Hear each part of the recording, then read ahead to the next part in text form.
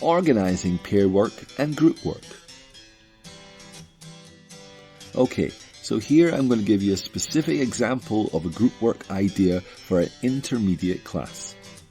The aim here is going to be for them to learn like and don't like. The goal is going to be have them use student-student interactions and group work to practice asking and answering the questions.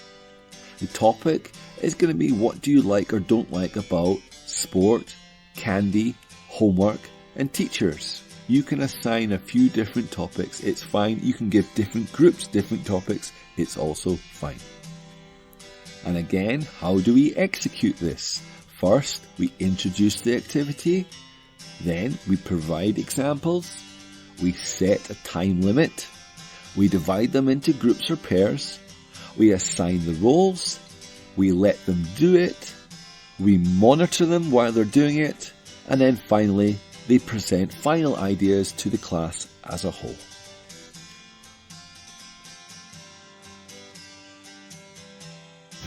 You need to have a think about what the size of your class is. How many students are there? I have taught classes of 50 students in one class, 25 students in one class, 16 in one class, 8 and 4. So you need to calculate which activities are most suitable for the classes that you're going to be teaching. Dividing the class. Here I have an activity for you to do. I want you to draw a plan of your own classroom, and then I want you to show me how you divide it up into groups for your activity. How could you do this efficiently and with as little disruption as possible? In this activity, you need to think about the disadvantages that we talked about previously. How can you minimize some of these disadvantages? How can you prep beforehand, and how much time do you need to prep beforehand? How can you make this as efficient as possible? Final thoughts, hints and tips. Here are some hints and tips that I have for you to help you with your strategy. First, you need to decide on your plan and stick to it. Be consistent, create a routine. It might not work properly the first time you try it, but don't give up. Give it another try. The next time you do it, it'll be more effective and quicker. The students will understand what you expect from it. Match your strong and weak students. Like we talked about before, this is a good opportunity for peer-to-peer learning. Assign some roles and help the weaker students get into the groups with the stronger students, and you will see them perform better. Decide on a time limit, and as well as this, decide on a clear topic with aims and goals.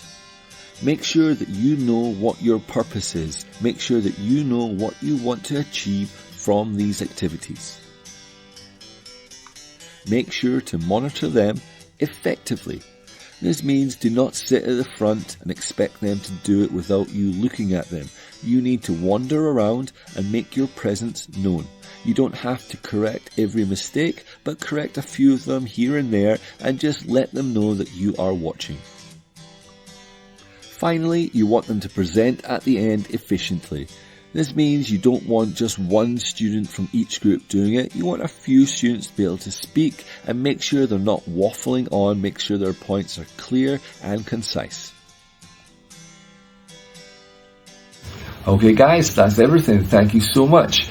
In this course, we looked at group and pair work activities and how you can use them in your classes. We looked at different types of activities and the different ways to use them. We also discussed the problems, advantages, disadvantages of using group and pair work activities in your classes. And finally, we learned how we can efficiently and effectively implement and organize group and pair work activities into our classes.